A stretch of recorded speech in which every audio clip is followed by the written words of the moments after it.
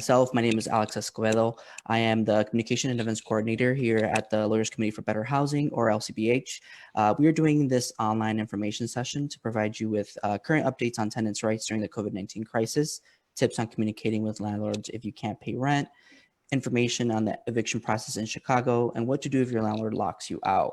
I'm happy to introduce our speaker for today. Morgan Schumann is a staff attorney here at LCBH, and she also manages Rent-A-Vention, an online free resource for Chicago renters facing housing issues. If you have any questions, please write them in the comment section on the Facebook live stream. Caitlin Cutshaw, another LCBH attorney, will be monitoring and replying to you on there. Great. Thank you, Alex, for the nice introduction. And hello to everyone who has joined us on Facebook Live. As Alex mentioned, my name is Morgan Schumann, and I'm hoping to lead you through a little bit about what you need to know dealing with tenants' rights, particularly during this time with the COVID situation causing hardship for a lot of people. So let's jump right in. Here's a quick overview of what we're going to be covering today. So a brief agenda. We will start off talking a little bit about the notice and eviction process. So there's a lot of misunderstanding among tenants about what landlords can and can't do if you're struggling to pay rent. So part of the idea of this is we'll be able to walk you through what the process would be like if your landlord is threatening you with eviction, and a little bit more about what you need to know and what your rights are specific to the COVID situation. We'll also be talking about a few other things today that might be relevant to you, including how to handle a lockout situation if your landlord is trying to illegally kick you out of your apartment, and also things like what you might do if your landlord is refusing to make repairs, or if you've got other housing issues that you need assistance with. So we will be running about an hour today, but feel free, as Alex said, to jump in at any point with questions, and my colleague will be sure to get those over to me and I can answer them, or she'll be able to provide you with direct information as well. Please note that you can also go to rentervention.com and be able to find a lot of the same information there. And that's also a great resource if you need to connect with an attorney that might be able to give you some personalized information based on your individual situation. So with that, let's jump right in. Here's just a little bit of stats about renters in Chicago. So unfortunately, tenants having to deal with housing issues and problems is not all that uncommon in Chicago, with last year at least, or in the past 2 years, excuse me, at least 1 in 8 renters in Chicago experiencing some sort of a forced move, and a high percentage, almost 75% of low-income renters having to pay a really significant portion of their income in rent. And we're expecting that is going to unfortunately only increase with the amount of unemployment and reduced wages that people have during this COVID situation. So hopefully this webinar will give you some information about what you might be able to do if you find yourself in that situation that thousands of Illinois residents find themselves in every year. So we'll start off just with a brief introduction to the eviction process. And it is a process, which is something that a lot of people don't understand. When they're threatened with eviction, they might think that it's, a one-time thing, but really it's an entire thing that starts with receiving a termination notice. So we've got a few different examples here of what a termination notice might be.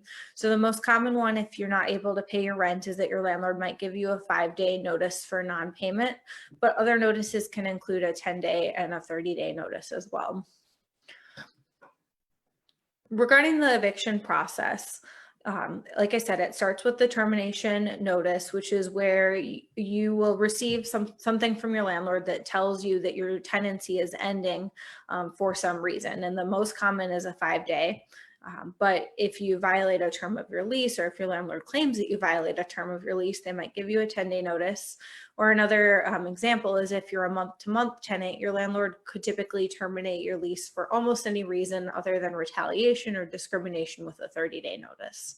So that's going to be the first step, is you get that notice.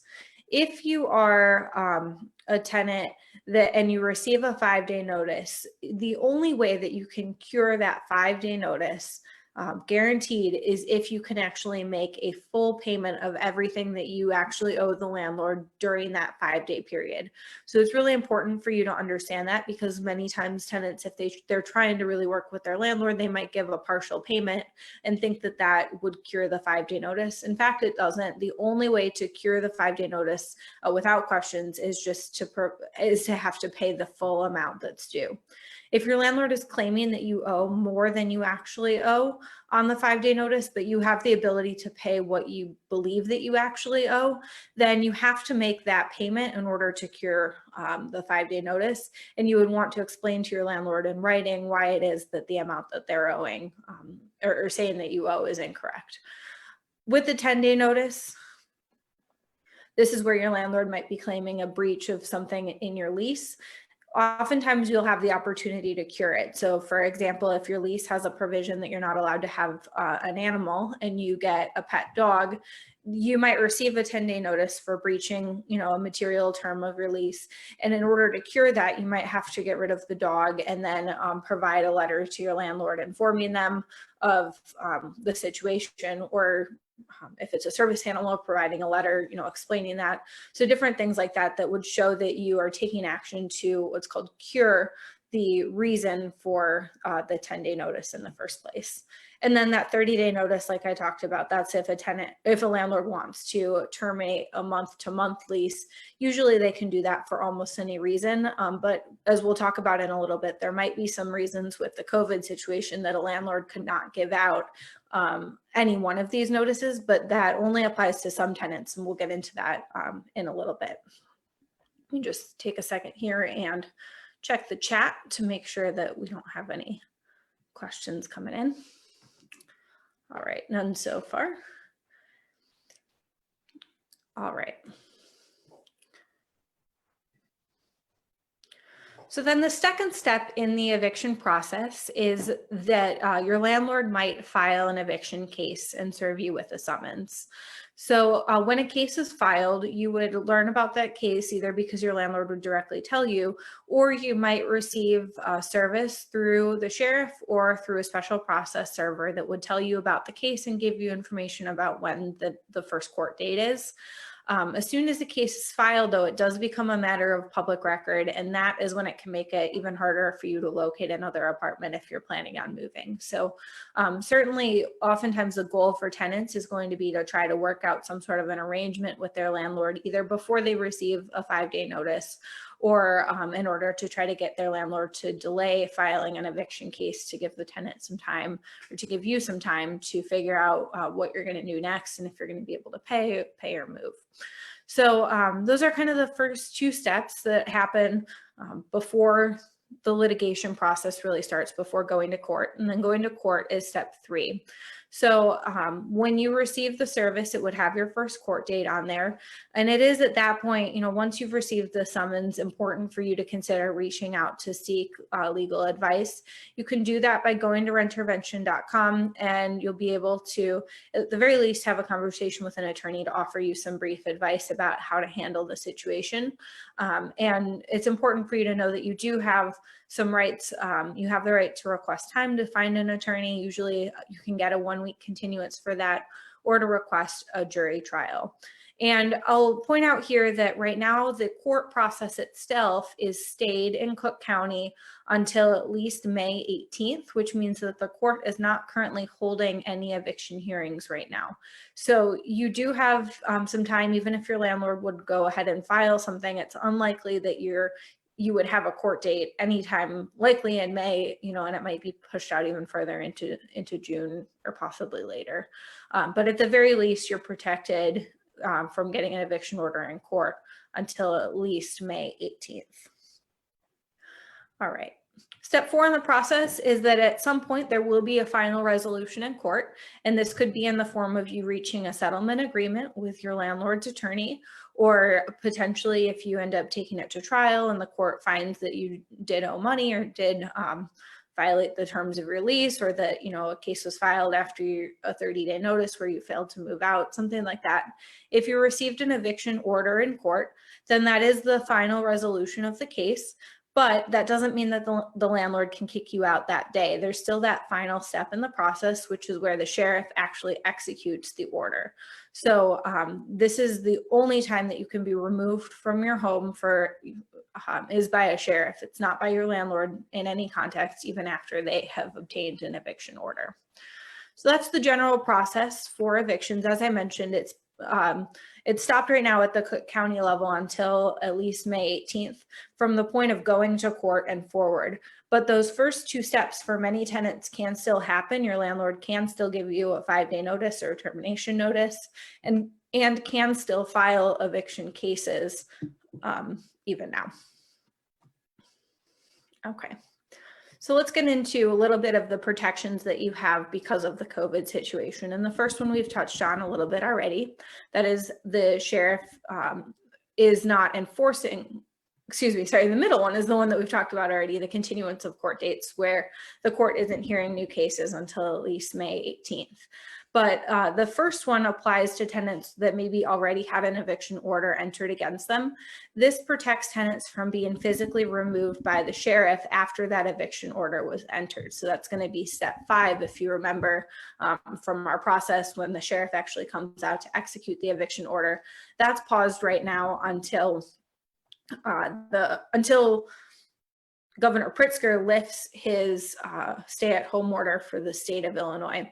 Right now, my understanding is that that was set for April 30th, although as far as I know, at 2:30 today, so in about 15 minutes, Governor Pritzker is giving his daily address and is expected at that time to push the stay-at-home order another 30 days until May 30th. So the actual sheriff enforcement of eviction orders is paused right now, and nobody should be being removed from their apartment by the sheriff because of an eviction order that was already entered. The final thing on the right is the Federal CARES Act, and this is something that applies to some tenants and some landlords, but not all. So one of the things that you'll want to try to do if you're worried about not being able to pay your rent is to determine whether or not you live in a building that's protected by the Federal CARES Act. What the act does, if it applies to you, is that it prevents your landlord from giving you a termination notice, so a 5-day notice, and then potentially also a 30-day notice or a 10-day notice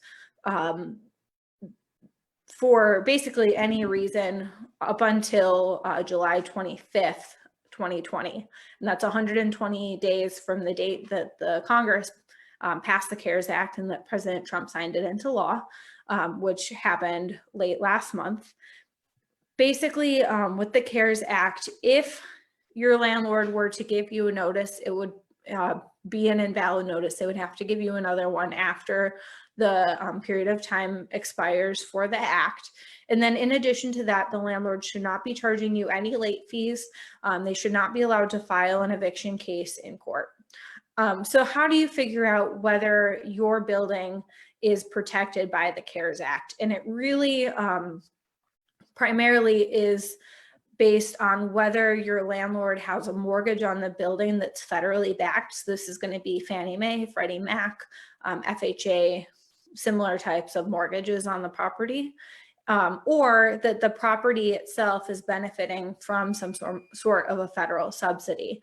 So this could mean that there are Section 8 tenants living in the building, or maybe you are a Section 8 tenant, or the building, benefits from one of many other federal programs. So one way that you'll be able to look this information up is that we have a lookup tool for multifamily buildings, which is included at the end of this PowerPoint. And that's a great place to start if you live in a building that has 5 or more units. If you're not sure whether or not your building is covered, another option for you is just to directly talk to your landlord, because they might be able to look up or tell you whether or not the building is federally backed. One other note on here, if you're a tenant, struggling to pay rent during this time, your landlord might be applying late fees to your account or threatening to apply late fees to your account. If that is the case, I would encourage you to take a look both at whether your building is covered by CARES, because if it is, then those late fees themselves are illegal regardless of the amount. But also, if you are a tenant that lives in a residential landlord-tenant ordinance building, and we'll get into that in just one second, there's a statutory cap, which means that local law prohibits your landlord from charging an excessive late fee. And what counts as an excessive late fee is determined based on this formula that's written into law for the city of Chicago, which is $10 plus 5% of whatever your monthly rent amount is. So if you're assessed a late fee and you live in the city of Chicago, you should check to see whether or not that late fee that your landlord is trying to charge you is higher than that $10 plus 5%, because if it is, it might violate the residential landlord tenant ordinance. All right.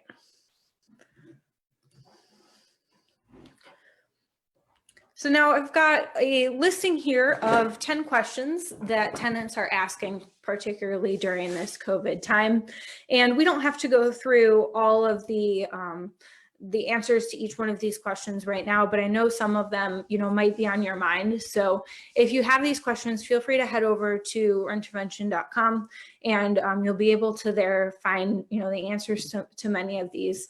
But I just want to run through a few basics on a couple of them. So the first one here is the one that we're hearing most often right now. What should I do if I can't afford to pay my rent?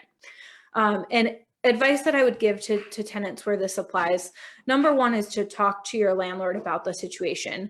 I can't guarantee whether or not your landlord is going to be understanding or willing to work with you, but starting the conversation is the best way to try to build a productive relationship and try to build trust moving forward and make it more likely that you'll be able to work out an agreeable solution. So I do encourage you to be forthright with your landlord about what your situation is. If you've lost your job, if you're in the process of trying to get unemployment benefits, trying to be transparent with them about your ability to pay and when you might expect that might change. And if you don't know, then being able to communicate that as well. But if you do agree to any sort of a payment arrangement with your landlord, a couple of pieces of advice about that. First things first is make sure you get everything in writing. There's just no way to verify if it's a tenant's word against the landlord's word, who was right or what. And if there's nothing in writing that can prove that your landlord agreed to a payment arrangement with you, then it might as well not exist. And I would really encourage you not to pay on a payment plan or anything like that if your landlord is refusing to put that in writing. So I encourage you to do that. Related to that, if you got a 5-day notice and you are communicating with your landlord after getting that 5-day notice, you want to make sure that if you agree to any sort of a payment plan, that payment plan is in writing and full satisfaction of the 5-day notice. So you don't want to make a partial payment under an agreed payment plan and then have your landlord come back and still act on that 5-day notice because you didn't pay the amount in full. So make sure that you get the landlord to agree in writing to withdraw that 5-day notice in exchange for you entering into an abiding by payment plan. Number two, if you can't pay, can you be evicted? That's something that we touched on, a little bit earlier. Landlords, in many cases, can still file eviction cases, but the process has stayed right now, so you shouldn't be able to be evicted by the sheriff at this point, but you might still end up with an eviction case on your record.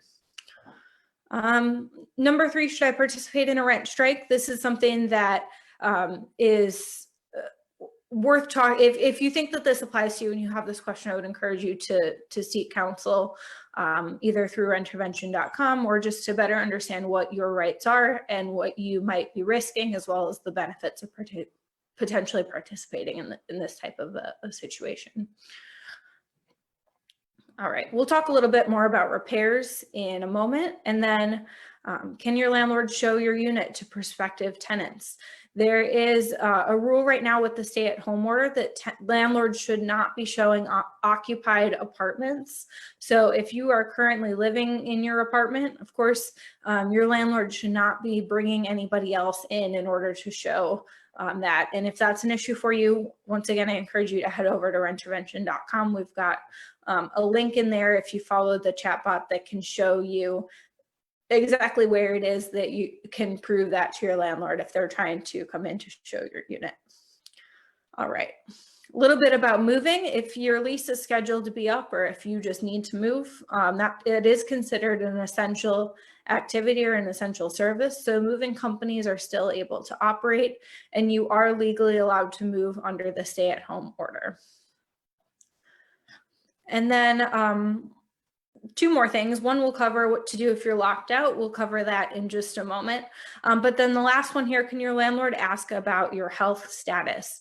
You're not required to disclose that information to your landlord. That is your personal health information, and you don't have any obligation to provide that.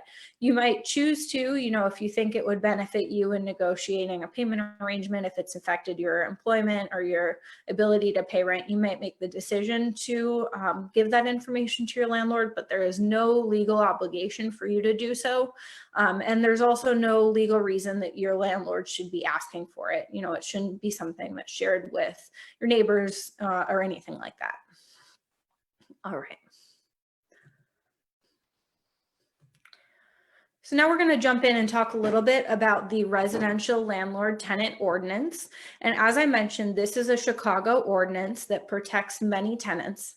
It doesn't apply to every single individual, but it does apply in certain situations. Essentially, if you live in a building that has more than six or more units in it, then the residential landlord tenant ordinance is going to apply to you, and it's going to give you protection. In addition, the residential landlord tenant ordinance, sometimes called the RLTO, applies to buildings that are not owner occupied regardless of size. So if you rent a single family home, but your landlord, let's say, lives, in an upstairs bedroom, then the residential landlord tenant ordinance isn't going to apply to you. But if you live in a 2-flat and both of the units are rented out, the owner lives somewhere else, then the residential landlord tenant ordinance is going to apply in your situation as well.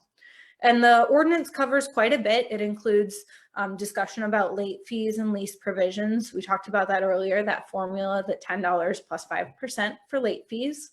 It covers what to do if your building has conditions issues, how to handle a lockout, and requirements related to security deposits, as well as several other pieces of information that would be useful to protect you in negotiations with your landlord, or if you ever for some reason have to go to court. It offers tenants a lot to go off of. So we'll just dive into a couple of things here. One of those things that the RLTO protects from is lockout situations. Lockout is basically whenever a landlord tries to force a tenant out. So, of course, most people think of a lockout situation as if the landlord changed locks and you're not able to re-enter the apartment, but it can really be much more broad than that. So an example of a lockout could be the landlord removing a door entirely and making the apartment uninhabitable because you have no way of securing it. Or potentially a landlord shutting off utilities, cutting the power, cutting the gas, removing your personal property from the apartment, anything like that, changing the locks, plugging the locks, anything to make your apartment uninhabitable is something that could be considered a lockout under the RLTO. And now I have to give one little disclaimer. This is the exception to the exception where, as I said earlier, the RLTO generally only applies to those particular buildings, 6+ units, or ones that are not owner occupied. But this lockout provision in the residential landlord tenant ordinance applies to every single residential apartment in all of Chicago. So if you are a Chicago renter, this lockout provision applies to you. So what can you do if you are worried about being locked out? If you are actually locked out and you need to get access to the apartment, you can contact the police and they should let you back in. If they don't let you back in, there is a special order of the police where if you escalate the situation to a supervisor and point them to the special order, they should go ahead and let you back in.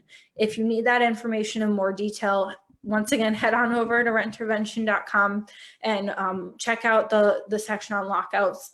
Let Rennie, the Rentervention robot, let you know that you're having an issue, and Rennie will point you in the right direction for getting that special order, and will also help get you connected to an attorney that might be able to help you manage the situation.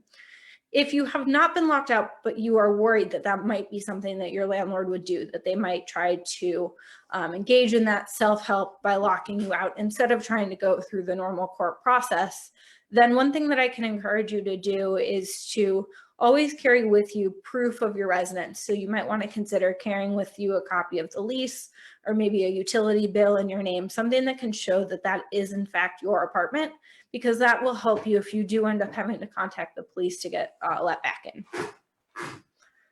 All right. And in the event that you are locked out, this is just something to know that you do have a right to file a case against your landlord. You could be entitled potentially to damages of up to 2 times your rent amount for the lockout situation. And in addition to that, you would have the right to seek injunctive relief, which basically means that the court would have to order your landlord to restore access to your apartment. And it can also potentially be a defense to an eviction case. So definitely worth noting that if you're not able to get the situation resolved by contacting the police or by negotiating with your landlord, you do potentially have some rights in the legal system with respect to lockouts. All right.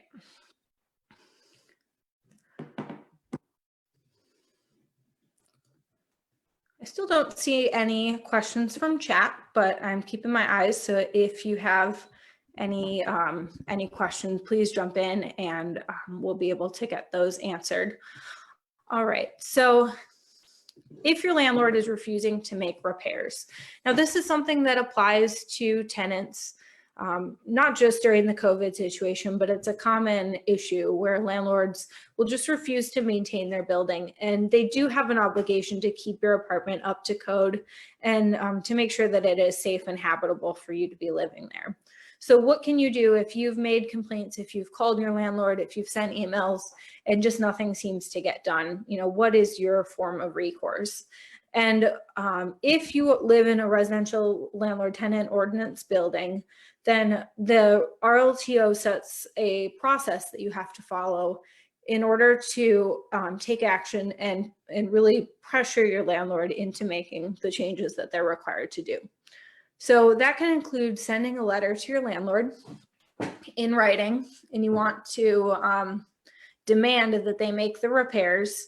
You give them 14 days to make the repairs, and then if that repair is not completed within 14 days, then you have to tell the landlord what it is that you are going to do about the situation. And you have 3 different options under the RLTO. The first one is that you can repair the issue yourself if it's a small problem, and then deduct the costs from your rent. So there's a cap. It's up to $500 or 50% of your rent amount, whichever is higher. And so if you go that route, you would have to send your landlord the 14-day letter, let them know that if they don't make the repairs in that 14 days, you'll be doing it yourself and then deducting it from the cost of the rent. Then keep your receipt, and the next time that you pay your rent, you will deduct the amount that you paid for that repair up to those limits and provide the landlord with a copy of the receipt for proof that you did that. The second option is that you can withhold a reasonable amount of monthly rent. Now this method in particular is tricky, so we do encourage you to seek legal advice if you intend to try to withhold rent because of a conditions issue. But what is really important to know is that the only amount of rent that you can withhold has to be an amount that is reasonable based on the conditions in the apartment. So you can't withhold all of your rent because that wouldn't be considered reasonable. If you're continuing to live in the apartment, then if it ever gets in front of the judge, a judge is going to say, well, the apartment does have some value, because if it didn't have any value, then you wouldn't continue living there. So you can withhold rent after you give that 14-day written notice telling the landlord that you will withhold rent if they don't make repairs, but the amount has to be reasonable according to the circumstances. And then the third option is that if you need a repair and your landlord is refusing to do it, you can give them that 14-day notice and say, look, if the repairs aren't made, then I'm going to break the lease and move out. But the conditions in order to break the lease and move out have to be severe enough that you can't reasonably continue living there, that it's not reasonably safe or habitable for you to keep living there. So that's your three options if your landlord won't make repairs. If you're dealing with an essential service, so if it's something like you not having heat in the winter, or if your landlord purposely cut the electricity or something like that, then you might have additional rights that would go beyond this 14 days. But again, I would encourage you to go to rentervention.com and seek legal counsel if you believe that that applies to you.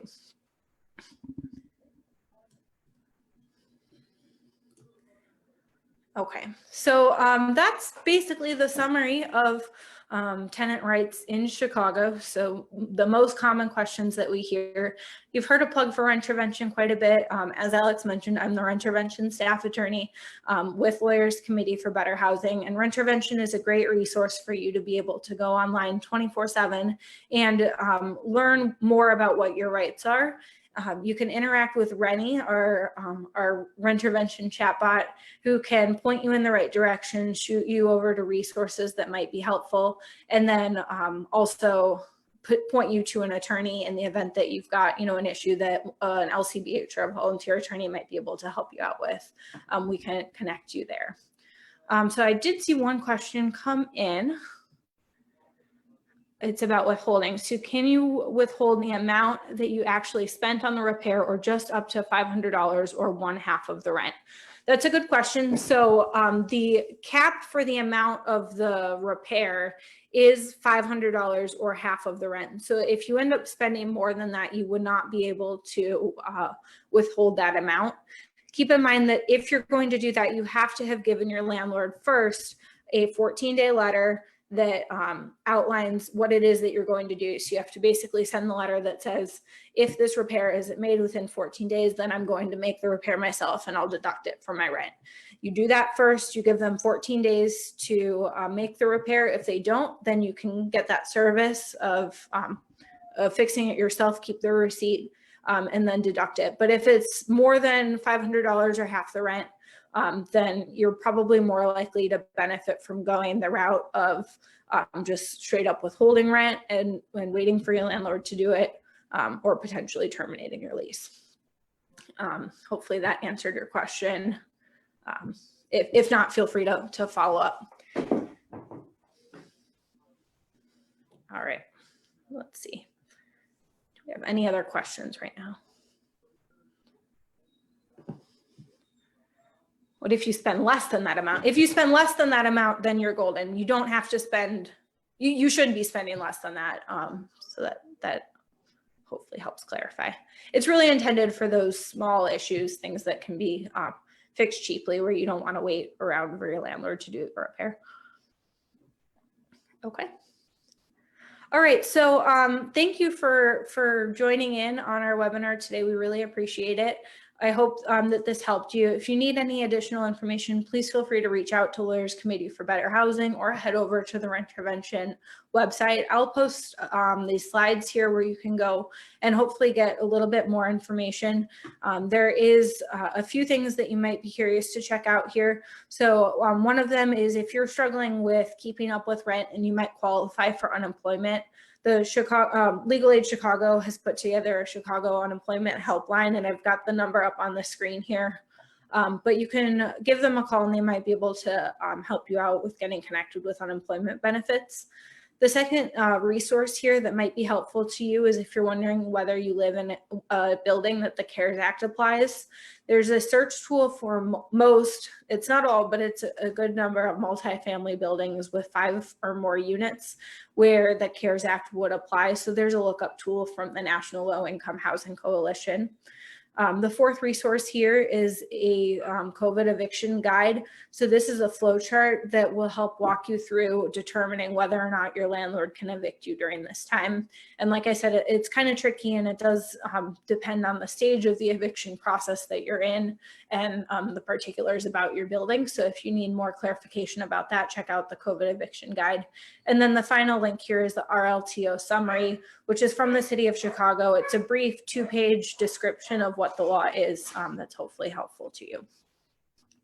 Okay, just one more question. It looks like, again, clarifying about the small repairs. Can you still charge up to $500? I'm not sure exactly what you mean by that. but I can just try to explain one more time. So when there's a small issue that you think you can fix for $500 or less, or if your rent is higher than up to half of your rent, then you can give your landlord the 14-day notice, give them 14 days to make the repair.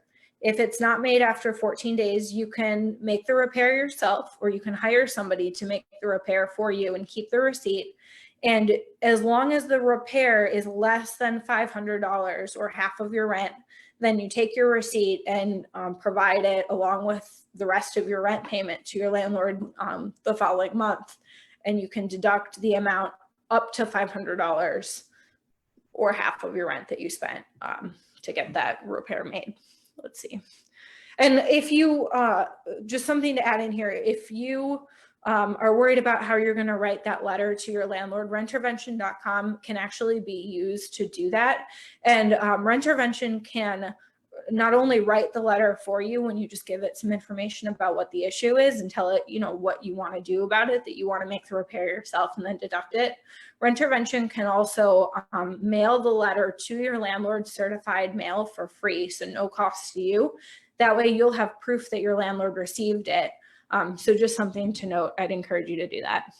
And also, what if he's not maintaining the common areas and they're dirty and filthy, laundry's full, spiders multiple times? Yeah, in terms of not maintaining, the residential landlord tenant ordinance really deals with issues that are severe enough that they would be violations of building code for the city of Chicago, you know, or otherwise dealing with the habitability. And it doesn't have to be in your unit specifically. It could be issues with the common area. And if you use Rentervention to put together the lease, or put together the letter to your landlord, there is a section in there that deals with common areas. So you can just choose that there's a problem with the common area and put in your comments about what it is, and it will be included with the letter. It might be, you know, hard to do that for more of regular maintenance, because you're not going to be able to essentially hire a cleaning service and then deduct that, you know, every single month. It's more for fixing problems with the building, but it's worth noting. And then another option that you have as a tenant, if there are concerns about your building, is that you can contact 311 and let them know what the issues are, and they can send an inspector out to investigate and potentially have the ability to fine your landlord if they are not keeping the building up to code. So that's another option that you have. All right. Well, I will hang on the line for a few more seconds just to see if anybody else has any questions come through. But otherwise, thank you again for joining. This is something that we will be doing going forward, on probably a weekly or bi-weekly basis. So please stay tuned if you have additional questions, or if you want to refer any of your friends or neighbors to check out Rentervention or to join us for a future webinar. We would greatly appreciate it. All right. Thank you, everyone.